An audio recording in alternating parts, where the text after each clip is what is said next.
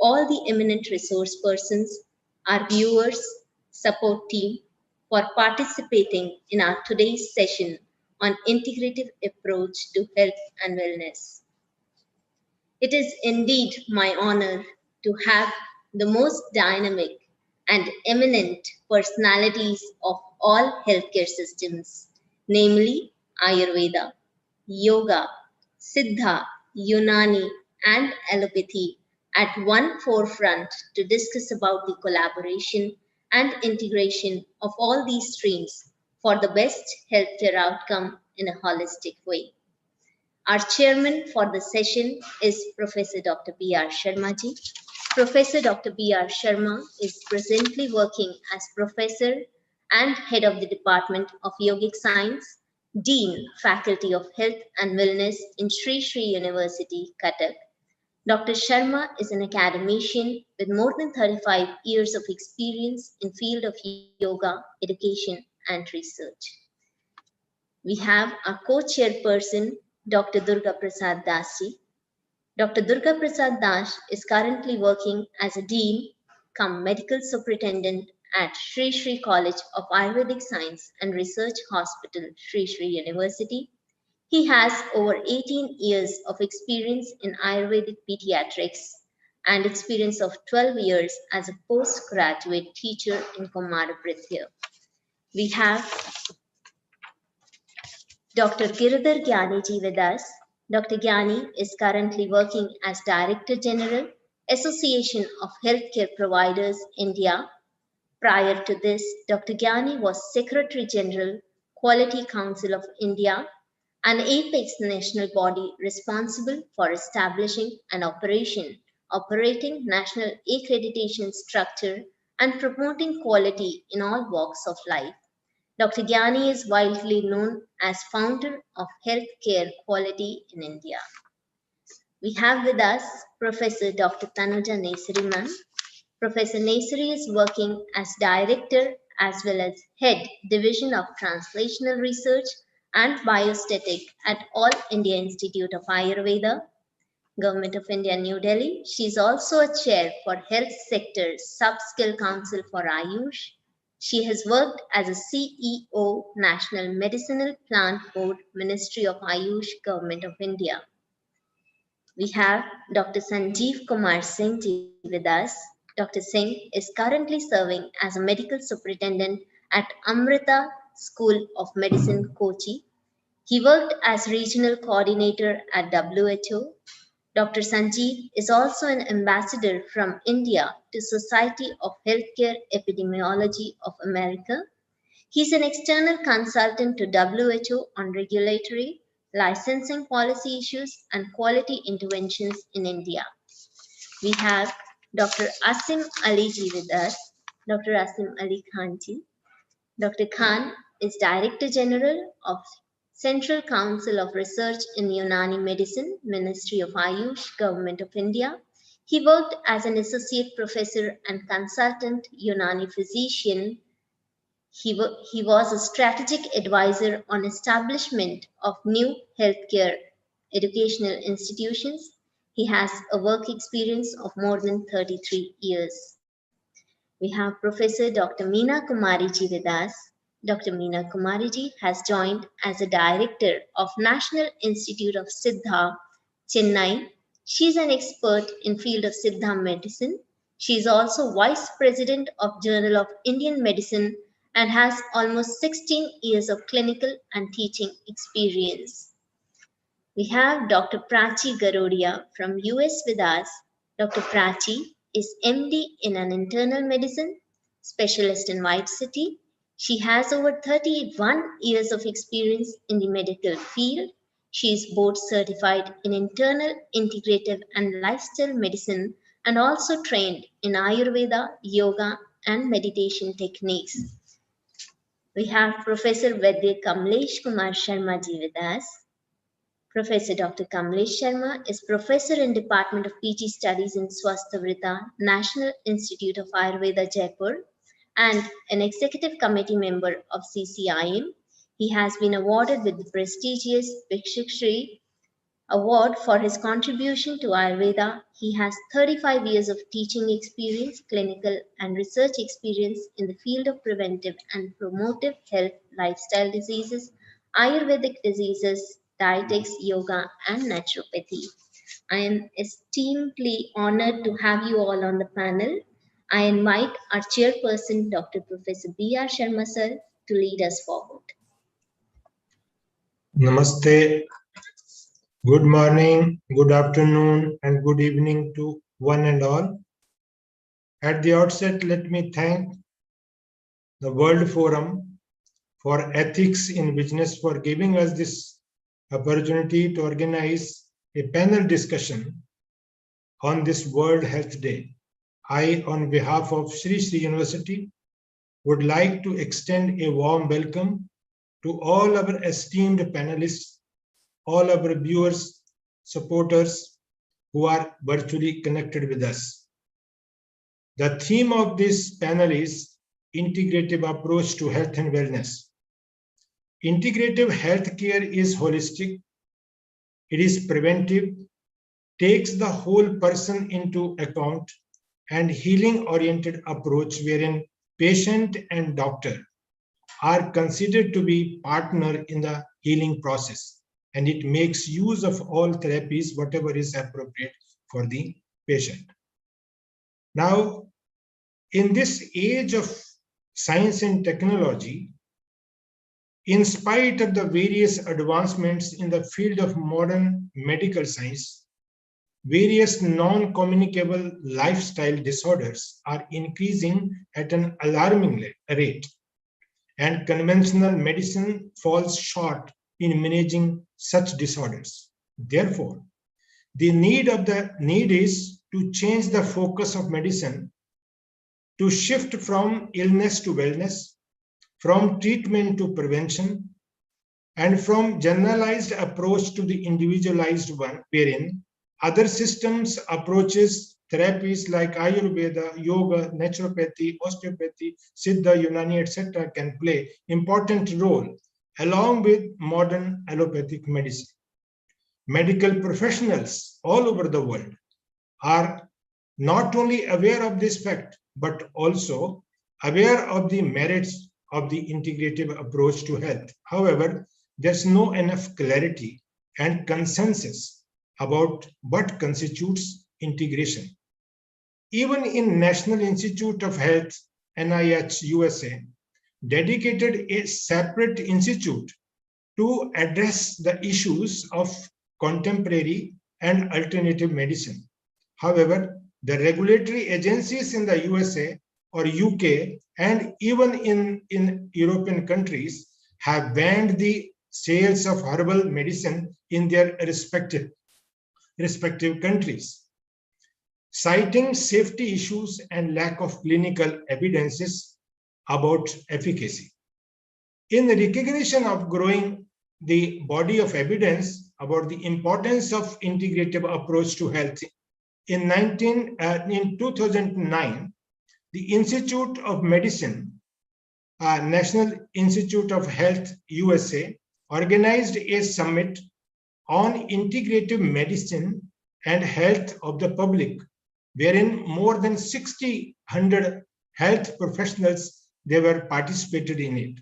In the summary of the summit is that, I quote, "The disease-driven approach to care has resulted in spiraling costs as well as fragmented health system that is reactive as well as inefficient and impersonal."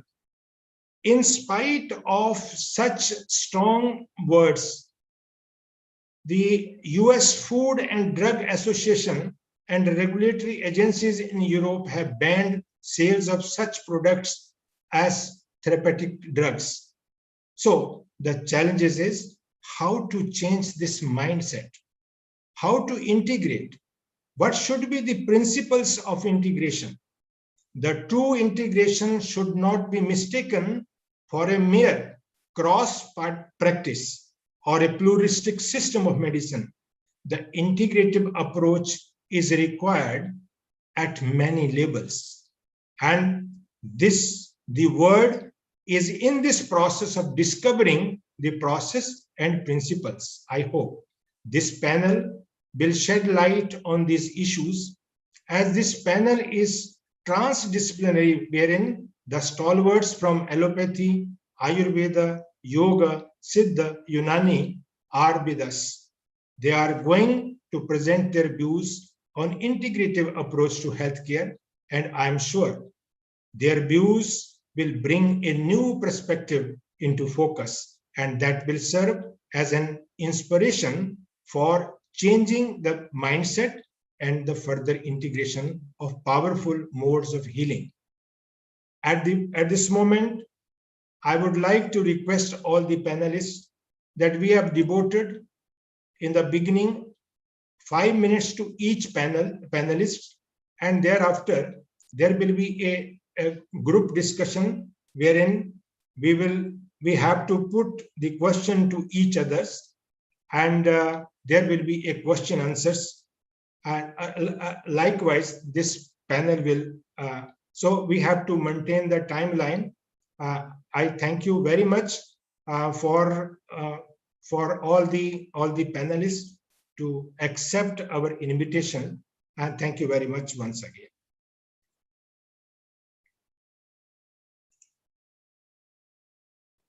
Over to Sandhya. All right. Thank you, sir. Okay. Thank you for your warm welcome to all. We'll have the speaker's view now. I would invite Dr. Girdhar Gyani ji to please speak on how to integrate modern medicine with Ayush system. So should I share the screen? Sir, you can.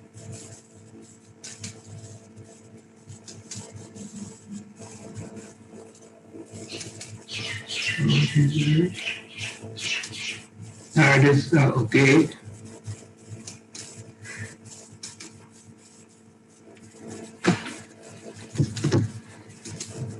Oh, it is not sharing. Okay, no problem. Actually, I will speak just for, because it is not allowing to share. Now you see, let me begin with this one, that why is the need for integration? Let us go by that fundamental. Today, if you see, average patient, healthcare patient, is highly dissatisfied because of various reasons, non-availability of services, what we call availability, non-accessibility are not available in most part of the thing. On top of it, the affordability has become the major issue now. Then when we are trying to see here that the holistic care, the way it has been defined, and rightly Professor Sharma mentioned to it, that we are looking at a patient for one particular ailment. We are not looking at the whole body, and that is where the patient dissatisfaction is coming up. The Government of India has decided to establish 1.5 lakhs health and wellness centers. This is the one remarkable change which is going to bring in the healthcare delivery of the country. So far, there is a strong resistance from the Allopathic Association, what we call Indian Medical Association, to integrate Ayush with the allopathy. We are, of course, representing AHPI and the 10,000 hospitals in the country. Our considered opinion is, to begin with, we have suggested to the Government of India that when we are setting up health and wellness centers, let us say in one place out of 4 health and wellness centers in the same tehsil, let one health and wellness center be purely Ayush. Somewhere it will be Ayurvedic, somewhere it will be homeopathic, similarly Unani and Siddha. So this is the way one will start. Second is, we are trying to say that let Ayush continue and allopathy continue parallel body with the linkages between the two streams. These linkages also we have defined that at this place, let Ayush consult allopathic and let allopathic consult the Ayush stream. Now those streams, when we go parallelly and there are linkages available, this will generate experience, confidence building, trust between the two. So this is the model which we are trying to promote. On top of it, the government of India has now allocated 30,000 crores for the nutrition.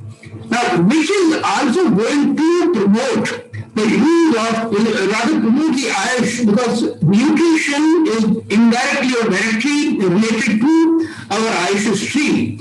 So, with these measures, without offending anyone, because otherwise we'll keep on struggling between the two streams. So this is what we have suggested, that out of 4 health and wellness centers have one Ayush.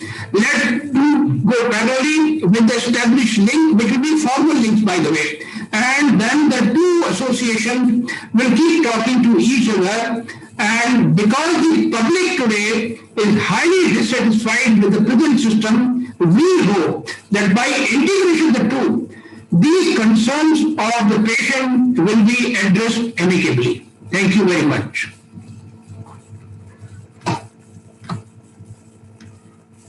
Thank you very much, Dr. Girdhar Gyani ji. Thank you very much for your. I now invite Dr. Tanuja Nesari ji, who is the Director, All India Institute of Ayurveda. Namaskar. Dr. Tanuja Nesari ji. Ma'am, request you to highlight about the key role of Ayurveda in prevention and its therapeutic aspects in integrative approach to healthcare. Thank you, ma'am. Thank you. It's my proud privilege to be a part of this highly accomplished panelist. My pranam, Shri Gurudev ji, and all the organizers, Rajita Kulkarni ji, Dr. Sharma, Sandhya ji, and all namaste to everyone who have joined from across the globe. As it is said, that very rightly said, that Ayurveda, the strength of Ayurveda is in prevention. As it is said that Swasthasya Swasthya Rakshanam Aturasya Vikara Parimoksha. That means preventing and maintaining the health of healthy person, promotion, prevention, and maintenance of the health and prevention of disease is a strength of Ayurveda. And if at all diseases are manifested, complete cure, eradication, Vyadhi Parimokshanam is the main objective of this entire knowledge system. And it is more than a health system, it's a knowledge system, because it is a Sukha Hita Hitam Sukham Dukkham Ayus Tasya Hita Hitam. That means it is a knowledge system of healthy and happy life. And I'm really happy to share that today on the World Health Day, my compliments, and I wish health and happiness to everyone across the globe, to everyone from this forum. I congratulate for organizing this wonderful seminar, because it is in connoissance, it is similar with the theme of World Health Day 21, that's building a fairer, healthier world. And we can say that Ayurveda is the greatest gift from the Indian subcontinent to the entire humanity, because this is how we are trying to develop the health and happiness for all. And it is the concept of one health. When it is a fairer and healthier world, the environment outside me and within myself should have the harmony. And it is not only physical, mental, spiritual, but the social well-being. That's what Ayurveda says, that prasanna atma indriya manaha swastitya vidhiyate.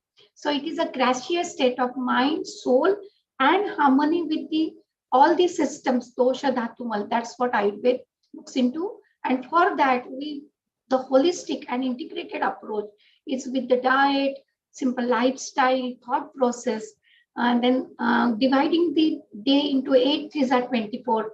8 hours you have to take the complete rest, sleep, nidra is important. 8 hours your professional life, but the diet, vyayam, udvartan, and your lifestyle is very important.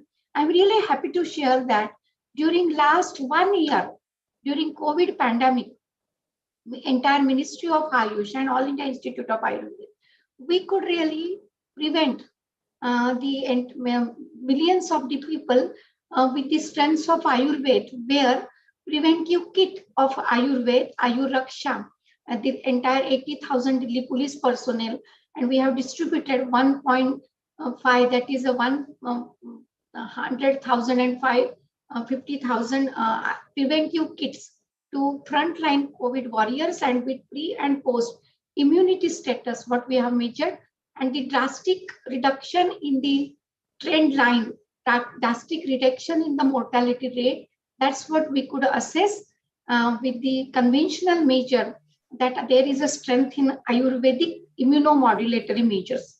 And very importantly, when we say that care with compassion, our COVID ward, whatever the COVID health center where mild and moderate patients are being treated, there the word is a care with compassion. It says that patients are physically apart, but they are socially connected. They say that it is a home away from home, and they feel familiar in this COVID ward. Why? Because we give them yoga, meditation, recreation, along with good diet, Ayush Kadha, immunomodulatory measures, and there is a strength in integration. We are not deviating a single 1% also from the healthy COVID behavior. What WHO and Health Ministry says, it is a mask, sanitization, and physical distancing, but each and every bed has an oxygen cylinder. We measure their outcome measure with all conventional, that is immunomodulators, immune markers, cytokine markers, and also coagulation profile, CT, radiology. So what message I would like to say, that the holistic and integrated approach, where we integrate ourselves and align our mind, body, and the soul together, and integrate with the lifestyle, diet, thought process, and Ayur Yoga model. And wherever required, we should have the integration with the conventional medicine. Outcome measures are the conventional, but the approach is entire holistic all together along with. I think that's the key of the success, what we have understood. And what I can say, the future of the medicine is either integration, or the future of the medicine is no medicine. So Ayurveda has not a competition, but a complementary role. We complement with the conventional medicine by adding a thought process, positive attitude, by adding a good diet, immunomodulators, and life supporting like exercise, yoga, and lifestyle. Thank you. Namaste. And I wish health and happiness to all. Thank you very much, madam, for your thoughts. I now request Dr. Sanjeev Singh ji, who is the Chief Medical Superintendent. He is going to talk on medical strategy and integrate all systems of medicine for holistic well-being. Dr. Sanjeev Singh ji. Thank you, chairpersons, and thank you, Dr. Sandhya, for inviting. Though I am a strong proponent of modern medicine, but somewhere emotionally I am connected to integrated medicine. And whatever I'll speak comes from the experience that Amrita School of Medicine also has nursing, dental, pharmacy, and an Ayurveda college. And we have been running integrative system of medicine for last 2 decades. There is a personal experience also which I would like to share. My wife is a professor of anesthesia and she had a biliary sludge and she was posted for ERCP. And when ERCP was done, they entered from ampulla of Vater, injected the dye and created pancreatitis, which was hemorrhagic and necrotizing, which also had a pericardial pleural effusion and multiple polyps, which was there. And she has lots of adhesions. So all her small and large intestines are all connected and suffers from small intestinal obstruction each day. The only respite which came in other than the opioids which used to take for the pain, for adhesions, was from Ayurveda. So the nutshell is there is limitations to modern medicine, but then there is this integrative medicine. We need to be open to the care which the integrative medicines provide. So it is also important to understand that there is a lot of research which is also going on between modern, and we have a hospitalist with us who's from New York, and She has tested giving papaya for dengue. She has tested, it's another ICMR project where amla juice is being given for handling sepsis, and we have some remarkable results. Now, to talk about medical strategies, I think it should be looked at various levels. One would be definitely at a 35,000 feet level, which would be at policy and advocacy. And for that, I would like to really mention that Government of India has done fantastic work. The National Medical Commission 2017, they brought in a bridge course. People like me who are strong proponent of modern medicines have been strongly objecting it. But we know that there is this first contact still in India in the rural world is integrative medicine, and we need to be very, very realistic in our approach.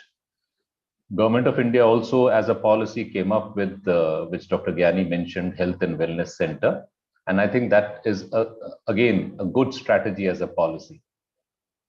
From medical field, what would be nice is to also catch them young and introduce Ayurveda in undergraduate and postgraduate programs.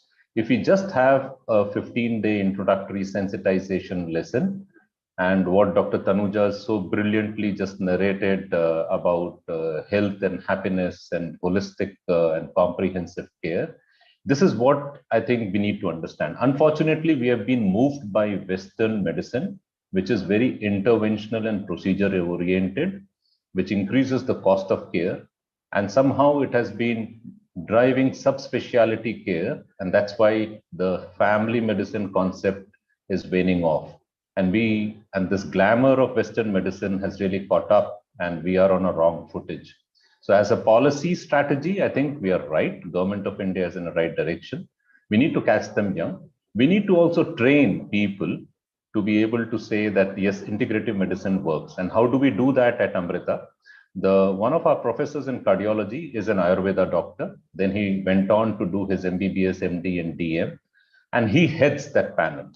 So there is a respect which he commands when he brings in all people together, when there is a referral systems which needs to be brought in. And though there are many challenges, because the younger age group people who have come in, they don't just budge in or refer cases, but he has been a strong proponent. We need to reach out to all the medical societies. So if there are good cases like just dengue treatment, just like surviving sepsis campaign and sepsis treatment, we need to reach out to these societies and say, here is where we brought in good results, and we need to be open to this suggestion and to the science. As a strategy, we need to also create champions, just like this cardiologist of ours who practices integrative medicines, and who encourages both mixing of modern, and it is just not mixopathy, it is both evidence-based synthesis of work. So we need to do that. There needs to be also, why integrative medicine is not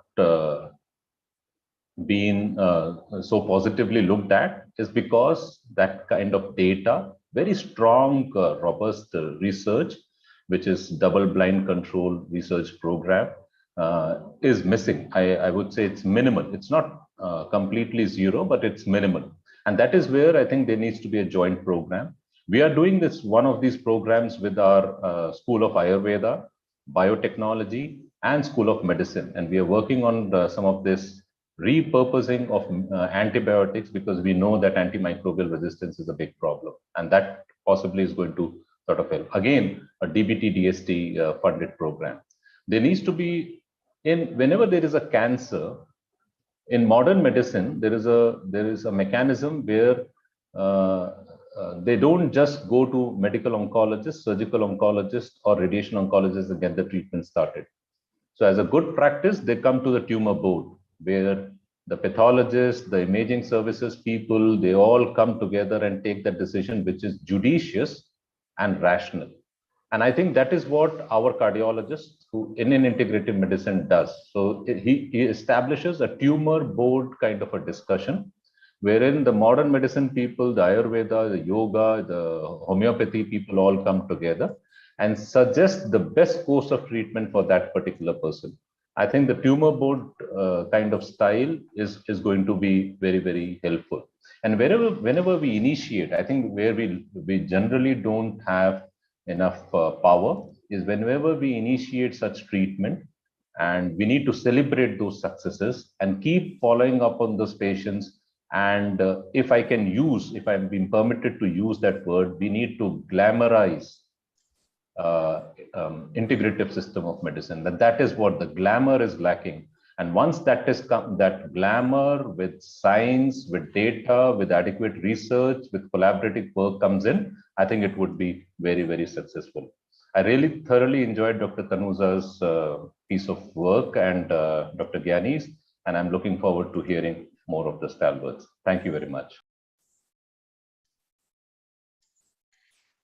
Thank you, Dr. Sanjeev Singh ji.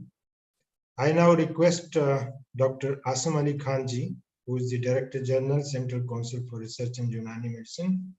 He is going to talk on current trends of Unani system in day-to-day life, the keynote of Unani in integrative healthcare. Dr. Asam Ali ji.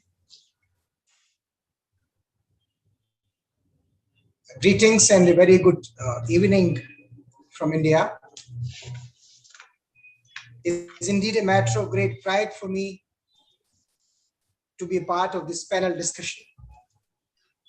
I understand, and I am given to understand that I'm supposed to speak on current trends of Unani medicine or key role of Unani in integrative healthcare. Friends, Unani system of medicine is a very comprehensive system of medicine which meticulously deals with the various states of health and disease. As its name suggests, its origin is from Greece, and after passing through many centuries and passing through many civilizations and countries and geographical regions, it reached India in the 8th century AD.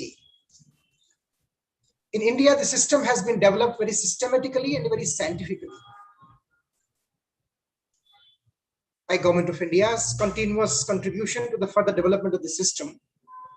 Today, this system has been recognized globally. At international level, we have engaged with many countries. We have established many chairs in different leading universities of the world. Like in South Africa, University of Western Cape and other institutions in Tajikistan and other institutions. We have signed many MOUs with certain health, which are healthcare institutions in different countries.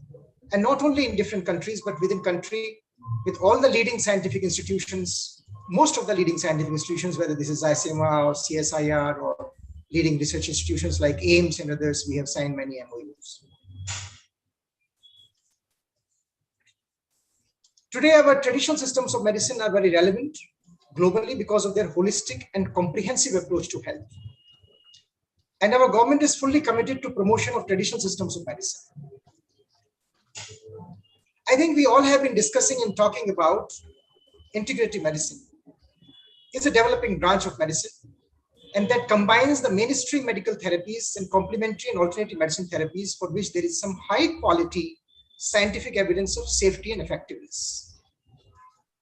Friends, WHO has also proposed one working definition, the focus of which is providing the right care in right place. The integrated service delivery is the organization and management of health services so that people get the care they need, when they need it, in ways they are user-friendly, and achieving the desired results, as well as providing the value for money. Now, the current challenge is to be specific about what integrated services look like in different settings and how integration can contribute to the intended aim of people getting the care they need. We all know that organizational integration happens when there are mergers, contracts, or strategic alliances between different institutions. Whereas the professional integration happens when different health professions or specialties work together to provide joint-up services. The integrated service delivery is best seen as a continuum, and that it involves technical discussions about the various tasks that need to be performed in order to provide a population with good quality health services. What I understand is that while this is the high time probably that we need to integrate in an effort to provide the best solutions to the society, particularly the ailing part of the society, we all have our strengths. I think the best part for us is to first to understand each other better. We need to know each other better. Who are we? What are our strengths? What are our weaknesses? And how best, while respecting each other's individuality, we can come together to provide the best to the society. We all know, for example, in Ayush, I know the strengths of Unani, strengths of Ayurveda. And because of these reasons, and strengths of allopathic also, we know.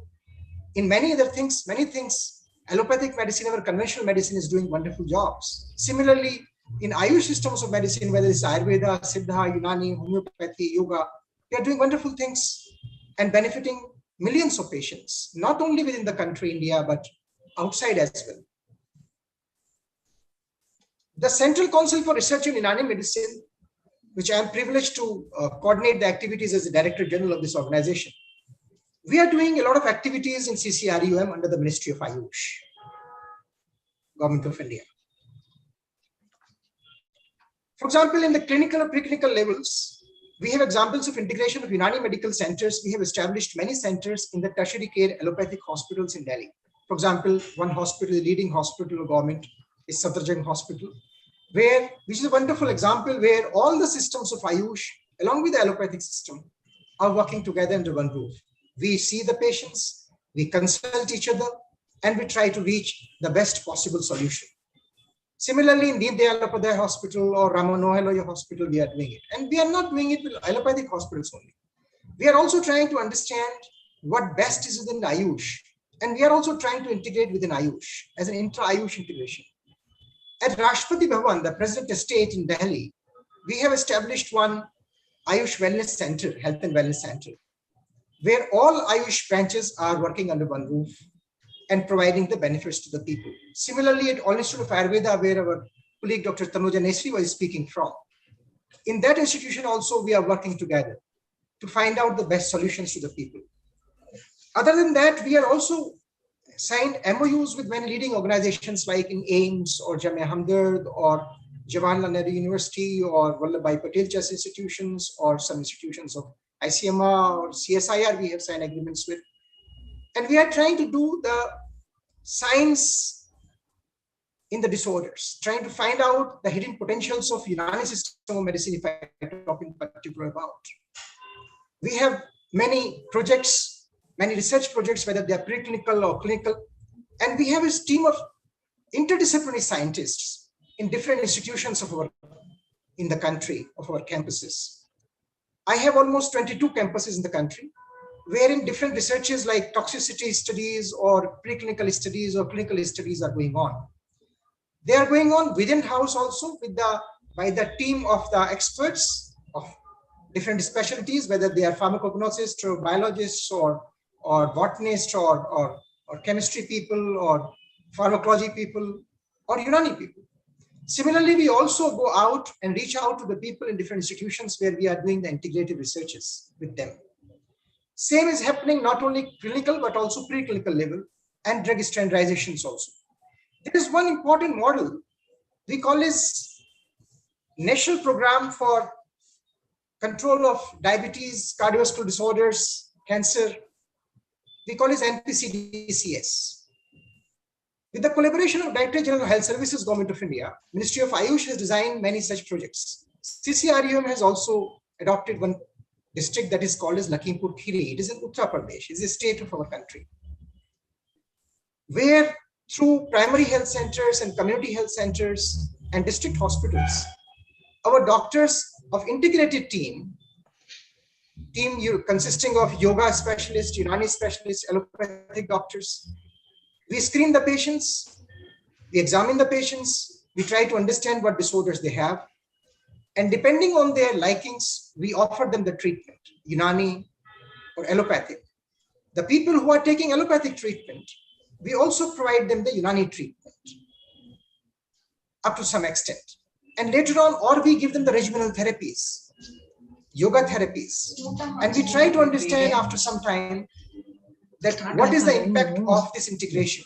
With this understanding, we are trying to control these lifestyle disorders and trying to manage and provide the benefits to the patients. By now, almost more than 5 lakh patients we have enrolled in such kind of studies. So at many levels, we are doing the integration, and successfully we are doing. In the same cases of the COVID-19, in the containment zones, CCRUM, like other councils of the Ministry of Ayush, have conducted many studies on population-based studies in the containment zones. We are also doing in allopathic hospitals, the COVID management declared hospitals by Government of India. We are doing certain add-on therapies with the available standard treatments of the allopathic, whatever they are trying to manage with the COVID-19 patients, the mild to moderate patients, the positive patients. We have designed certain studies in these particular centers. One such study is already going on with Safdarjung Hospital. With these population-based studies or these adjuvant therapies, we are getting very encouraging results that how to manage and how to reduce the severity or the progression of such disorders. So many such activities, not only presently we are doing, we are not claiming through this that we are curing something or that matter, but we are trying to contain and trying to reduce, trying to pace down the progress or the severity of the disorders. So many such activities are going on. I understand. Sir, I would like to take a pause here. Sir, I would like to take a pause here. We shall discuss further about Unani in our panel discussion, sir. Sure. If you allow. So, thank you so much. There are many things which are happening, and probably this is the high time that probably we need to integrate. Thank you very much. Yes. Thank you. Thank you very much. I would like to welcome our President, Madam, President Shri Shri University, President World Forum for Ethics in Business, Mrs. Rajita Kulkarni ji. Thank you, ma'am, for joining our session. And over to you, ma'am. No, thank you. I was very keen. It is wonderful that all of you experts have joined us, and we had a really fantastic inaugural panel, and the whole world is watching all of us right now. So thank you for your time, and really inspiring to hear your ideas. And I think it is my wish that we continue this conversation and consider this as a beginning of this conversation, and continue this over the time to come and the months to come, and look forward to our integration and towards a more integrative healthcare approach for the well-being of all. So really thank you for your contribution. I just, Dr. Sandhya, Dr. Sharma, I'm here to learn and listen. Thank you. Thank you, ma'am. I would request chairperson of the panel to take it forward. Thank you very much, madam, for your gracious presence. I now request Dr.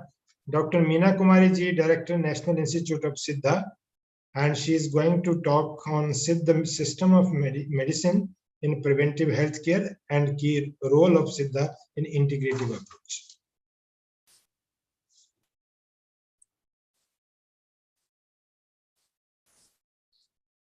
Namaste to everyone, and I am very glad to have you all in this very prestigious forum, and thank you so much for giving me this opportunity to explore our system into the for the people gathering here and across the world. And as everyone told, the integrative system, it means this is the time to integrate our traditional system into allopathy for the benefit of population living in India, not only in India, but also across the globe. This is the best time to integrate, because COVID taught us a very big lesson, because this enables us to show our strength to the world. People around the world asking how India fight against COVID in such a way. Ayush took a very great measure, because we all know our Ministry of Ayush took a very strange decision to include all the population into Ayush streams. Very first step that Ayush taken was introduce each and every home remedies to the people and ask about what they are following in their home for prevention of COVID. Because simple COVID remedies have practiced within their home was effective against COVID. It was found very satisfactorily noted among throughout Tamil Nadu. And we also take a very great step to introduce simple household remedies to the COVID. So people encouragingly taken all the procedures and follow all the procedures taught by us by their own. It shows it prevents COVID in the containment zone, even in the red zone. And after that, they practice to take all the home traditional practices like ginger tea, lemon juice, amla juice, and karpuravalli juice, and neem and turmeric, etc. These simple measures are knowingly or unknowingly followed by all the people across the Tamil Nadu and even beyond our borders. We have sent our kada, that is called Kabasura Kudineer, was introduced for COVID prevention as well as therapeutic measure. We have NIS in special. We have classified the COVID into 4 stages as mild, moderate, and severe. And we concentrate all the 4 stages of COVID as a preventive and mild, asymptomatic and moderate cases, and even severe cases. We have treated all the severe cases into extremely patients admitted at ICUs in Chengalpattu Medical College and SRM Medical College hospitals. There we have integrated our Siddha system of medicine with allopathic standard care, and we found that mortality was very much low in our integrated approach. That is, to some patients, we have administered at Chengalpattu Medical College, we have taken 200 patients, 200 severe COVID patients, and at SRM, we have treated 150 patients. All the patients are symptomatic and admitted at Medical College, moderate and ICU wards. We have noted the oxygen saturation ratio when the patient go below 60 after administering our Siddha drug, and the oxygen saturation ratio gradually gained up to 94 and 96, 98 within 3 days, 4 days, like so on. So this is some small example for the best outcome from the integration of Siddha system into allopathic. And we have, like Asim ji told, we have some limitations in all the systems, allopathy, Siddha, everyone have some limitations. But we have to watch our strength, which our strength, area of strength can be applied to the beneficiary as per their need. When someone need the allopathic care, we can adapt that patient to the allopathic system, and which disease we can treat very strongly and confidently, we can take that patients also. For some diseases, we have to integrate our system with allopathy.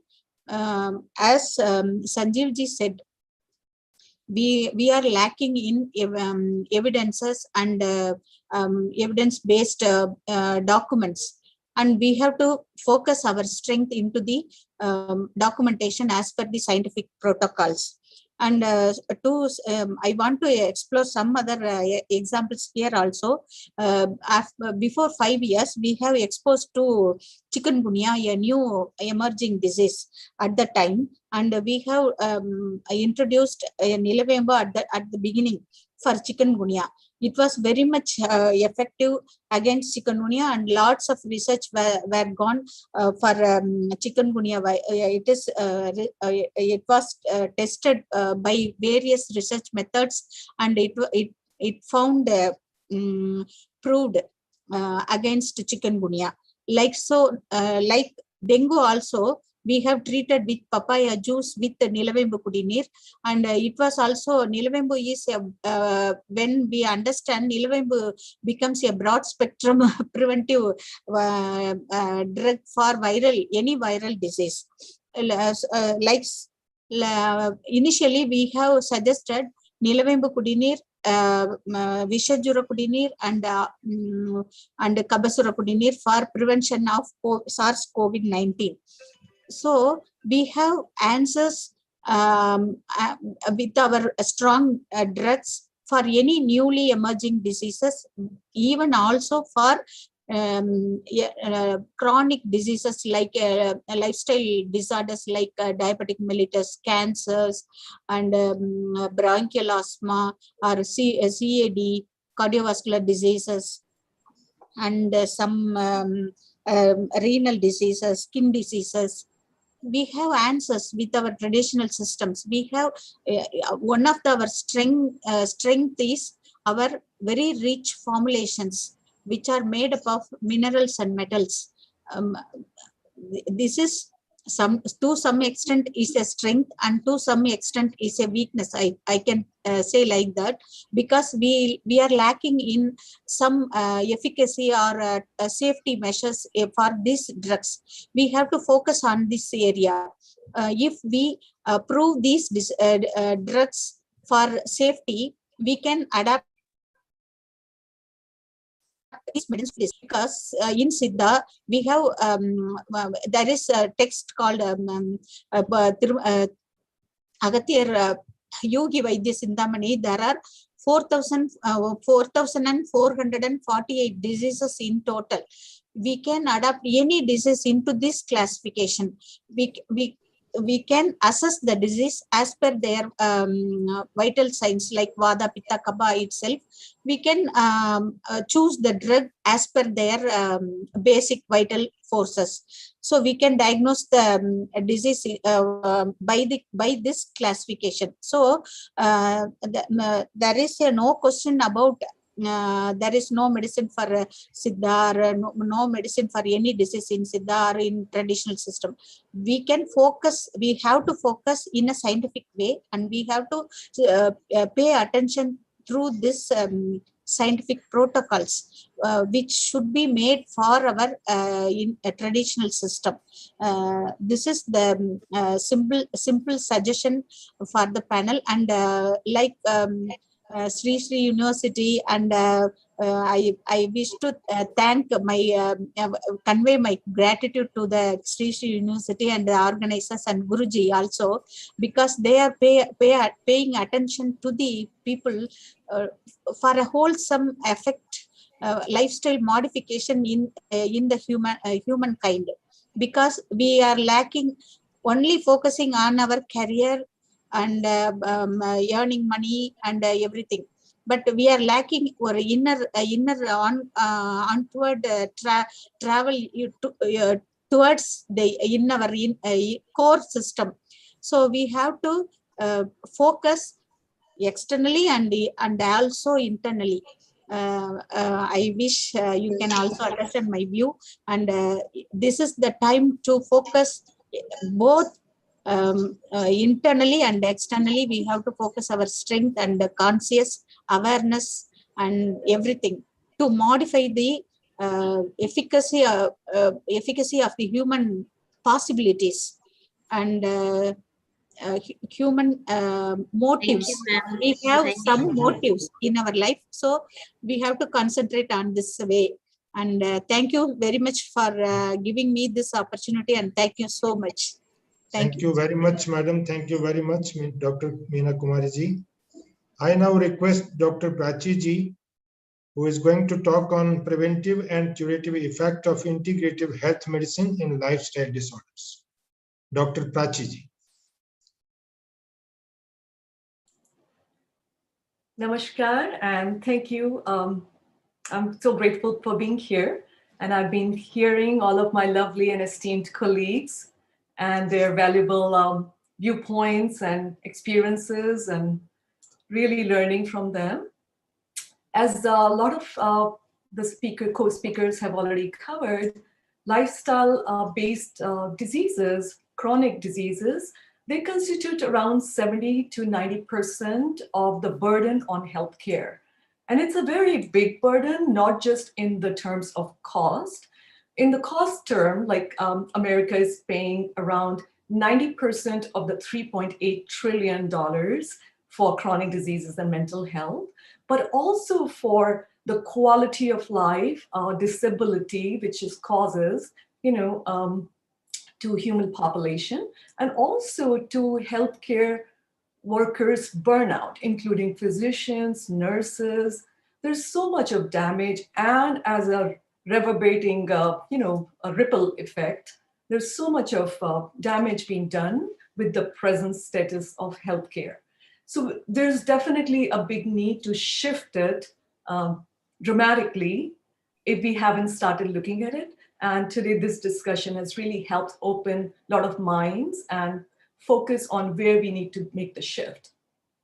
So in the way of chronic diseases, around 80% of older adults have at least one chronic disease. And around 60 to 80% of primary care doctor visits are related to stress. Yet only 3% of those patients actually receive stress management tools and skill sets or any help. So that's a tragedy. I mean, whatever is pushing our diseases, we are really not paying attention to it, and we're just focusing on Band-Aid and temporary patchwork as healthcare, more like illness care rather than wellness care. So let's talk more about what we can do, and a lot of the speakers have already addressed that, but I feel that self-management programs with teaching and educating people how to take better care of themselves, and also educating the doctors, both from the grassroots levels, the doctors should be inspired to learn more about how to better manage lifestyle-based disorders. And for that, they have to learn some of the basic science, which are pulling this bio, mind, physiological, social being together. So there has been a lot of studies done. There is a chronic disease self-management program running in the US since 2006 by the National Council of Aging. And they did a national study in 2013, which showed that they were using like 5 or 6 indicators, including tiredness, shortness of breath, depression, pain, stress, and sleep issues. And the quality of life and all of these 6 indicators improved when the patients were taught how to self-manage their problems. And they were provided the skill sets. So the patients really were engaged and empowered, to take care of their own health. So it was really patient-driven and not just, okay, take this pill and be done with it. So bringing that responsibility from every person's side is very important for true benefit of integrative health. Otherwise, it becomes more of a burden. Then there's lack of access. You really need to just continue doing this pill or this herbal treatment. So it'll be more like a one-way direction. So unless we ignite that desire to heal ourselves in everybody, that's really, really important and crucial. So talking about the self-management program, that involves a lot of education, engaging, and then teaching the skill sets to the population and teaching the skill sets to the providers, the healthcare providers too. So I would highly encourage people to learn themselves and the government to actually start co-educating for allopathic schools and colleges, medical colleges. There should be more like a 3 months rotation in different kind of integrative modalities, just to have a nice experience. They should also undergo things like yoga, meditation skills, which they can practice themselves, because burnout is a big problem. There's so much of burden on doctors right now that a lot of them are just leaving their jobs, they're getting depressed, they're committing suicide, especially in the Western world, because what we are seeing around us really doesn't align with what we were here to do, to serve that purpose of healing. So I'll just bring an example of a couple of studies which have been done. They're excellent statistics from meta-analysis and other studies about the benefit of lifestyle changes which have created reversal and prevention of disease. So for example, the 2018 Harvard study, it studied 5 healthy habits, and people who followed that consistently for several years, these were long years follow-up studies, 34 years for nurses health study and 27 years for health professional follow-up study. They actually added 14 years of life to their, good quality life to the life. So real life to their health. And then men added around 12 years of life back to their health. All of these doctors and nurses, they were also 82% less likely to die from cardiovascular disease. There have been several other studies, a systematic review and the location for meta-analysis. Because of this, time is up. If you can wind up in next 1 minute, you can go ahead. Okay, so yeah, so I just wanted to encourage everybody to take charge of their health, educate everybody around us, and then, just continue the good work of integrating the alternative, traditional, local, indigenous, science-based, and proven practices. Thank you so much. Thank you. Thank you, Dr. Prachi for this excellent presentation. I now request Dr. Kamlesh Sharma ji, who is the head of the Department of Swasthavritta, National Institute of Jaipur. Dr. Kamlesh ji is going to talk on the role of Swasthavritta in integrative approach, a key takeaway from Swasthavritta and Ayurveda for prevention of lifestyle disorders. Dr. Kamlesh.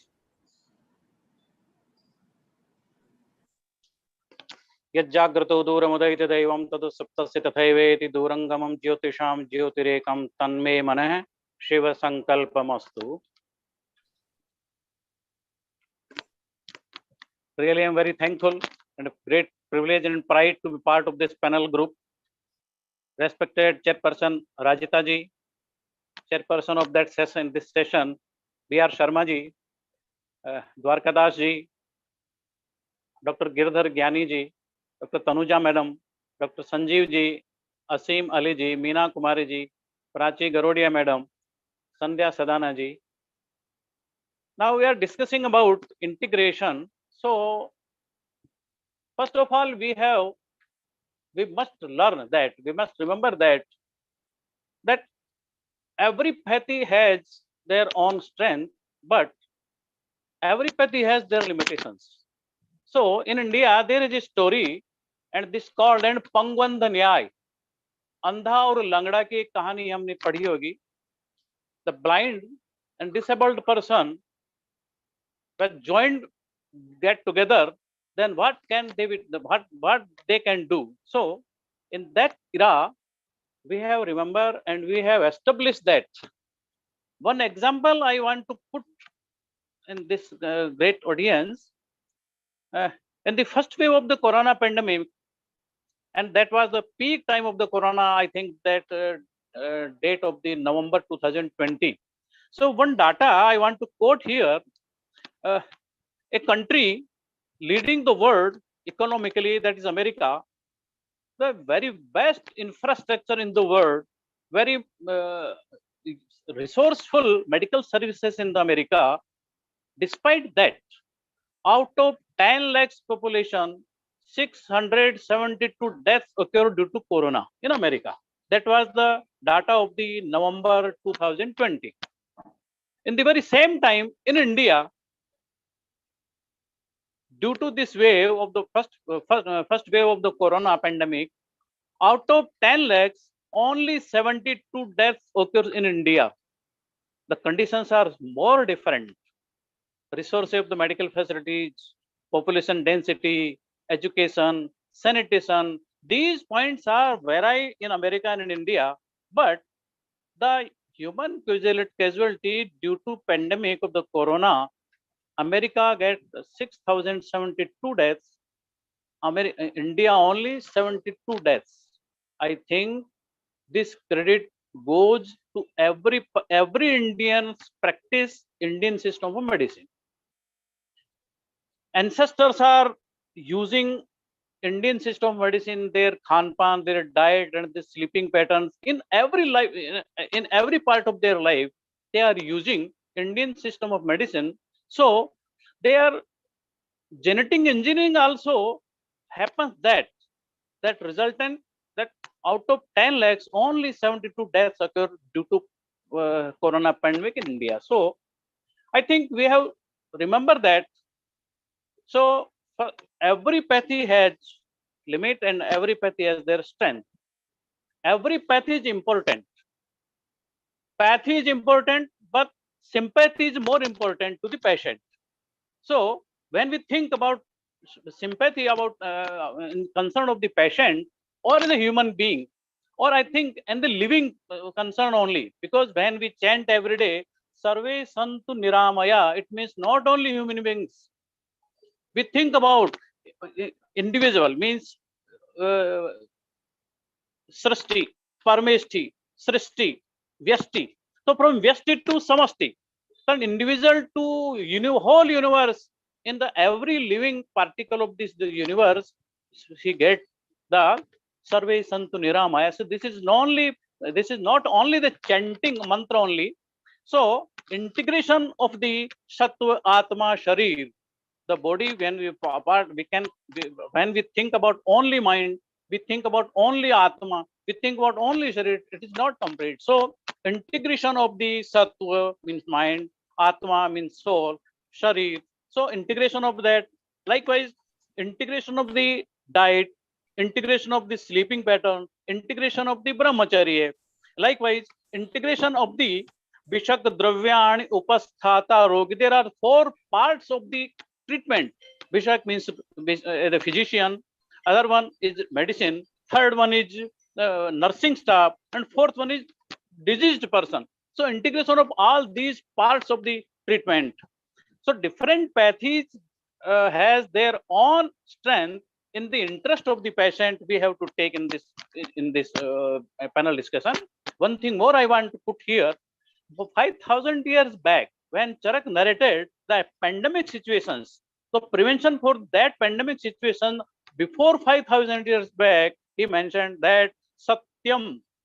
Every science are guiding us that in behavioral, in our talking, we have to truthful. Then Satya Bhuta Daya. This is the most example in this pandemic. Every person, kindness to every living particle. Third one is Danam. When I was what I am earning, some part of that we have to for the kind of the human beings we have to give. Last word is miraculous. He told us Guptir Atmane means self-quarantine. I surprised that before 5,000 back, Charak narrated Atma Gupti means self-quarantine. In that period, Charak also mentioned. So these are factors. So we have to prevent to human beings. We can divide in the 2 parts of the whole universe. One is healthy, another one is ill. So the primary object of the Ayurveda is Swasthasya Swasthya Rakshanam. So the 2 part of the universe, the first part is the healthy persons. They have to maintain their own health due to Swasthavritta. So Swasthavritta, likewise, diet, what should he, what to eat, how to eat, how much to eat, and likewise diet like the sleeping pattern. So these are the factors, and Sadvritta is also the ethics. This is the forum for the ethics and the business. So when we learn, when we read in the ethical chapters in the Ayurvedic text, then we learn that this is the Dharma Shastra, this is a Niti Shastra, this is a Samaj Shastra, social science. So when read that, the Ayurveda is a holistic approach of the society. So first of all, we have to integrate, number one, our experiences, that is Anubhav. Number two, our literature. Number three, our contemporary science. So science, literature, and experience. We have to integrate both three parts of the experience, literature, and third one is contemporary science.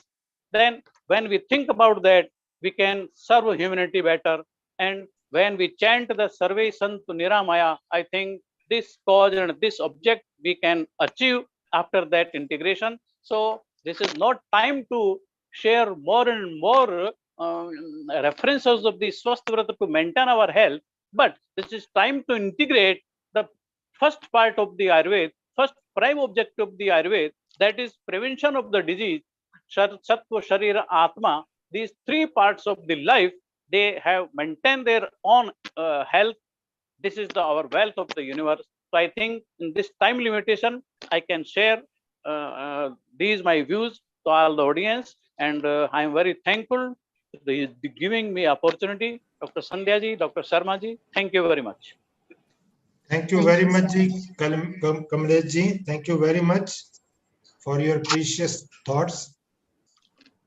Actually, I have to attend the other session because I'm a speaker in that session.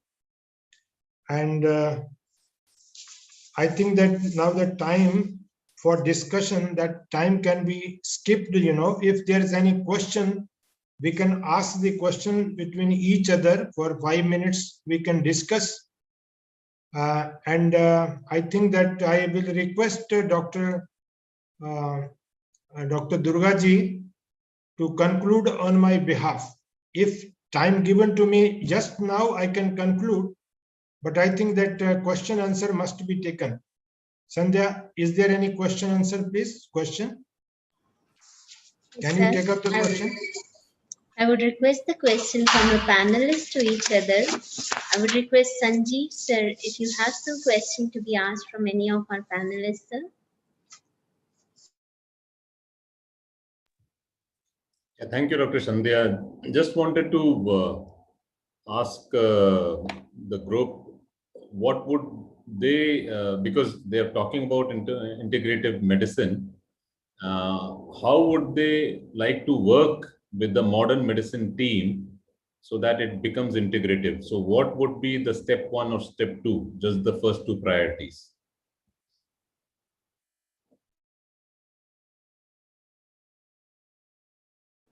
Tanuja ma'am, will you take it up, please? Thank you. Actually, it is a complementary and the integration, what I would suggest, as Niti Aayog is also finding out the integrated health system, and we are working on developing the protocol. So what is strongly recommended is the integration is not the pathy based, like integration is allopathy with Ayush system or any other. Integration is a patient centric. So what is the need of the patient? So if all the strength of all the pathies come together in the best interest of the patient, I think that's the integration what we really feel. And each pathy has a strength, like non-communicable diseases. If someone is a diabetes and taking some oral hypoglycemic agents, metformin, for example, then you can integrate with the other, we can integrate with the diet, lifestyle, yoga, and also when there are limitation of the other becomes the strength of the one pathy. So we have to complement and find out the gaps so we can complement and bridge.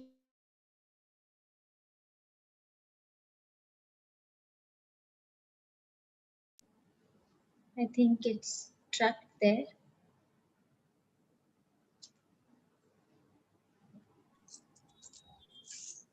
I have another question. So we will take it up as Dhananjay will rejoin. I have another question from the viewers. In which platform? Protocol. Yes. Ma'am, you are on mute. Ma'am, you are on mute. Oh, I'm so sorry. I was just thought, I'm so sorry. So I was just one line I can say, the integration should be patient-centric. It is not the pathy-centric, but patient-centric. So considering the need of the patient, all the strength of every pathy can be integrated together. The COVID is the best example where even though conventional medicine is taken, but the immunomodulators from the Ayush system, diet, lifestyle, physical measures like gargling and other measures from many others, and yoga, adding yoga for mental, spiritual components. I think that becomes the holistic integrated model.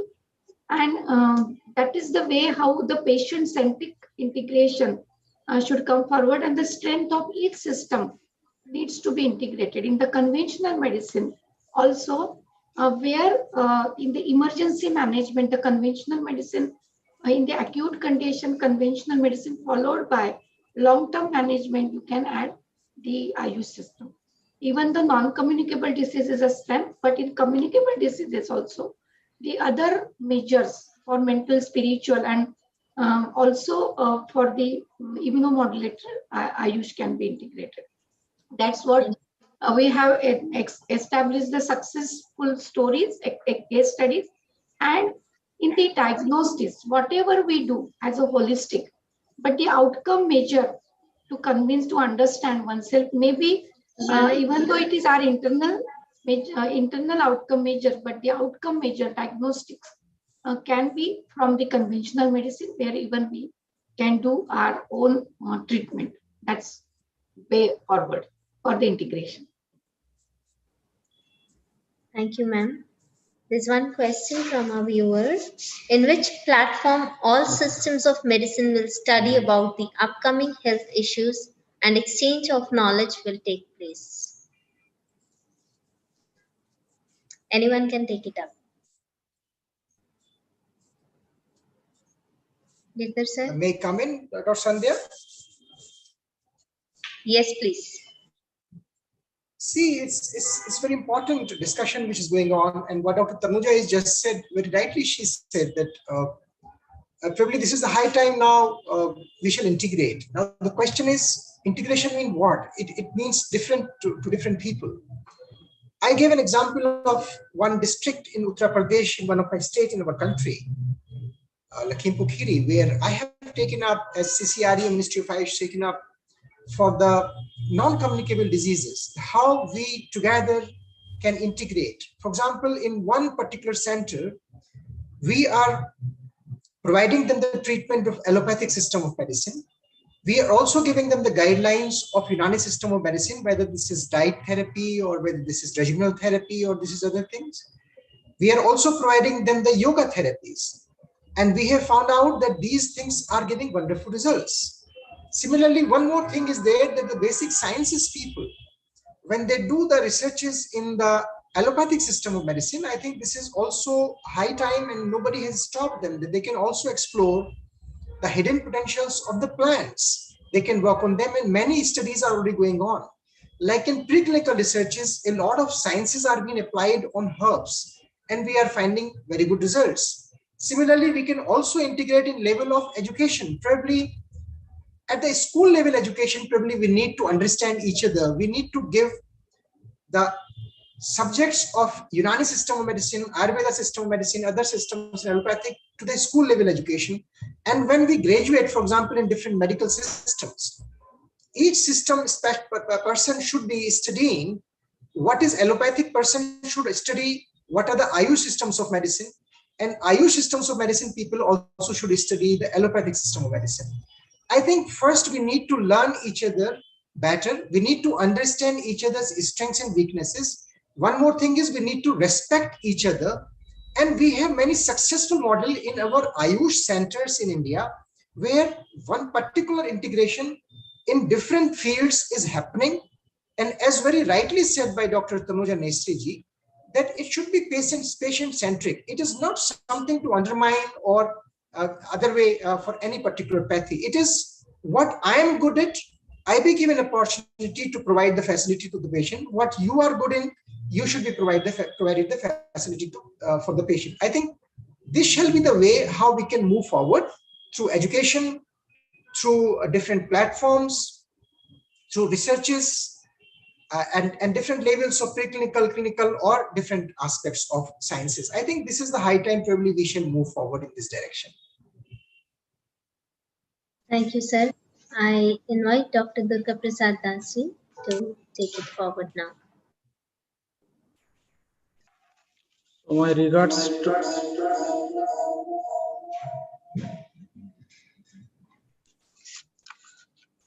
to the esteemed panelist of today's nice seminar on the discussion of integrative approach to health and wellness. It's my pride privilege to be a part of this discussion. Actually, the subject matter is very significant, that integrative approach of health and wellness. As everybody knows, during the division of science, many schools of thoughts developed, like Ayurveda, homeopathy, allopathy, naturopathy, and many things. But when we are giving emphasis to the Charak Samhita, all science have their own thoughts, but 6 are the common things. That is Vidya, Vitarka, Vijnanam, Smruti, Tat Paratakriya, Yat Shate Shad Gunastasya Nasadhyam Ativartate. So here, the Vidya is the conceptual knowledge of the science, then arguments, science of the way of understanding, then memory, and the punctuality with the practical procedures are very essential to understand about the science. Ayurveda science develops with two important concepts, that is Swasthavritta, that is prevention and protection of health of healthy individuals, and second one is Aturasya Roganut, that is management of ailments. Here, Ayurveda science gives emphasis for the Rasayan therapy, that is rejuvenation, Vajikaran aphrodisiac, Achar Rasan, moral behavior, which is much more emphasized in Bhagavad Gita, then daily regimen and seasonal regimen, and steps to be taken for prevention of Janapada Dvansha, that is destruction of the human society. When we are considering the integration, two things comes to our brain. One is Aturasya Roganut, how it will be taking place. One is allopathy system of medicine, where emergency management, infective condition management, surgery, and acute condition management is important. In Ayurveda system of medicine, chronic diseases, lifestyle disorders, where Tanuja Madam already explained, sometimes we may not able to prescribe drugs to individuals. No drug may be essential. So the way of understanding from the Dravyaguna point of view, the drug action takes place, which is described in Ayurveda through its influence, property, potency, biotransformation, and unseen perceptive drug actions, which is Prabhav. So here point of integration is establishment of the above facts through mechanical measurement. Sometimes people have a false belief or pseudo belief that cross path is dangerous, but the reality is different. Cross path, it is not cross pathy. When we are advocating Ayurveda with allopathy or something which is essential for the recipient, one should go for practice. Already, Dr. Sanjeev Singh described nicely about with the example of the cardiologist, that how it is beneficial for the human society. And also, Professor R. Meena described the same things. Here, for the point of integration, three things are much more important. One is enthusiasm or inquisitiveness to work, that is healthy mind. Second one is enlightening different situations by observation, that is humbleness. And third one is perception to alleviate distress of individuals, that is compassion. The objective of integration is not for the sake of earning money, it is for doing justice to the human society, which is very essential. I want to focus on about the surrogate evidence of the integral approach. The reality is, in a high blood pressure, the surrogate evidence may be due to heart attack. Later on, it may be heart attack. But the major reason is cholesterol. Similarly, if we'll give opioids to a person regularly, if a king cobra bite will be there, that cobra will die, not the person, which is on the observational study. Similarly, if we advocate some of the herbo-mineral preparations or herbal preparations, we can able to protect the life of the individual through COVID-19. So now the time is more. I can request Professor Sharma sir to end with his concluding remarks. Thank you, Dr. Durga Prasad ji. Thank you very much. Sir, you're on mute. I, on behalf of Shri Shri University, would like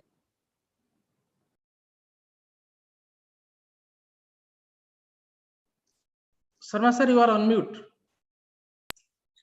You are mute, please. Thank you very much, Dr. Durga Prasad ji. I would like to extend a profound gratitude on behalf of Shri Shri University to all the esteemed panelists. The thoughts, the pearls of wisdom they have shared with us. The first of all, Dr. Girdhar Gyani ji, who has given the reasoning why to integrate. Because the time is, another panel is waiting for this, and therefore I have to be short. Dr. Tanuja ji has given the objective of Ayurveda, and beautifully she said our approach should be patient-centric and not pathy-centric. Dr. Sanjeev ji has given emphasis, and which is very, very important. It needs data, it needs research, minimal research, at least it take it, and policy advocacy that is also required. And some of the every pathy, as it is beautifully said, that every pathy has its own limitations, but also the strengths. So strength part can be taken into consideration for this integration. Dr. Asim Ali Khan ji has discussed about the Unani aspect, and he has also emphasized that let us respect each other and how we can integrate the principles of each other with respectfully, so that two things he has made very clearly, that it should be, our approach should be at the right care and right place. That is the most important. That is what I could take up from his. Dr. Meena Kumari ji has mentioned about the COVID and how they were implementing the different herbal medicines during that time. And also, she has also discussed about the chikungunya and also the dengue, wherein she has mentioned about the Kavasur Kudnir and other medicines for the dengue, particularly the papaya and other things. So she has also mentioned that our strength should be integrated. That is the most important. Dr. Prachi ji has beautifully mentioned that there is a need for the self-management. Their self-management should be, program should be organized.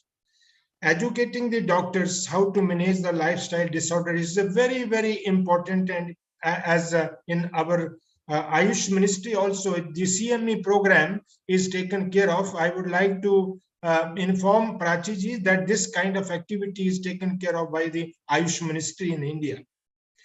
A patient-driven approach should be there. That is what she said. And teaching the skills, and also this, she has also talked about the yoga and meditation and other things also. Dr. Kamlesh ji has beautifully said that there are many pathies, but if there's no sympathy, no use of any pathy. So at least this sympathy should also be integrated in all the aspects. With these words, thank you very much once again to the panel. Dr. Durga ji has presented his views. regarding the traditional method of integrating. So that is very, very important. Also, it will be taken care of in the further discussions. And thank you very much once again to each and every panelist for their precious time they have given to us. And this will be continued, this kind of activities, and I would request the same support from their end. Thank you very much. Thanks once again. Thank you. Thank you so much. Thank you to everyone. सभी को नमस्कार, धन्यवाद. Namaskar. Thank you, everyone. We live in a world that is constantly changing and Shri Shri evolving. University And to face global challenges, we need people with dynamic personalities. At Shri Shri University, Odisha, the next generation of decision makers and leaders are groomed with a purpose to learn, lead, and serve. It is emerging as a center of premium education in India, blending the best of East and West. This university has a unique approach to education that combines Western innovation with the ancient values and wisdom from the East.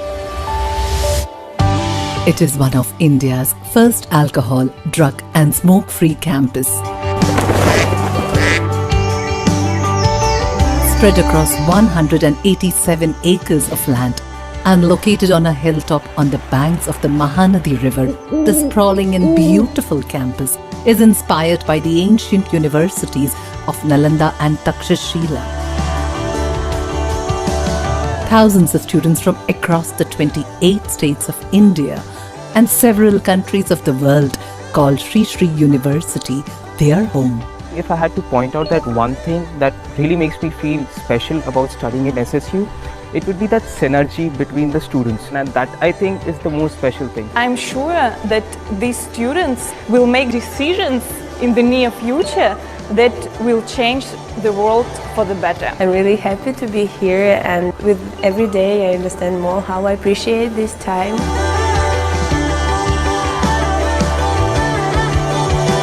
Shri Shri University offers courses from an undergrad to a master's level and also PhDs.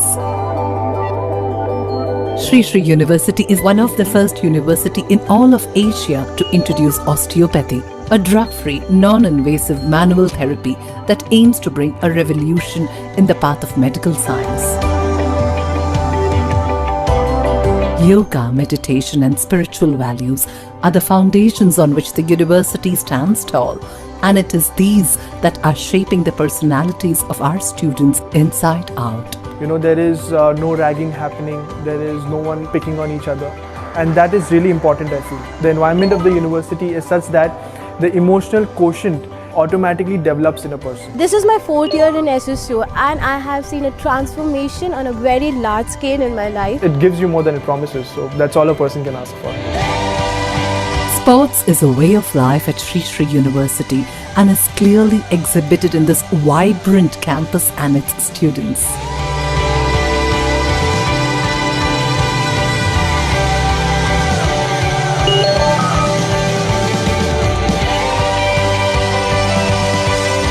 The annual Fest Orion is a pursuit for brilliance. It is envisioned to be the biggest social celebration in Odisha and Eastern India, with the ambition of becoming the best annual fest in the world.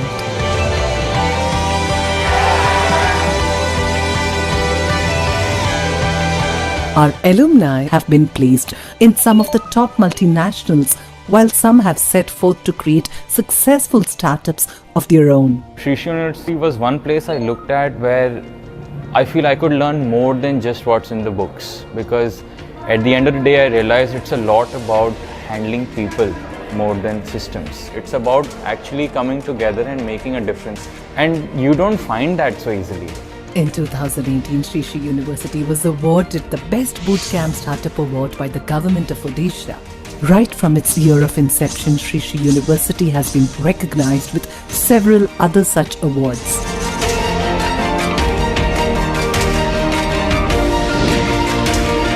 Our vision is to impart holistic and value-integrated education in order to develop visionary thinkers and leaders. The revolution in education has begun.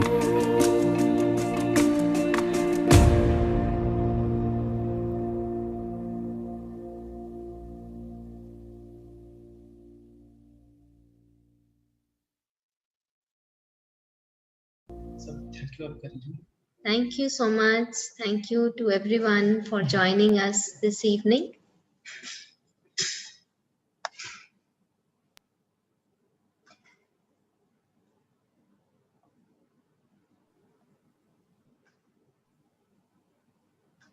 Thank you. Thank you. Thank you, everyone. Namaste. Thank you, ma'am. Namaste. Good evening. Thank you. Thank you, Sandhya. Thank you, ma'am. Thank you, Meena Kumari, ma'am. Thank you Thank for you your so much. You narrated this program very gently. Thank you so much. Thank you so much. Thank you. Thank you. Thank you, ma'am. Bye.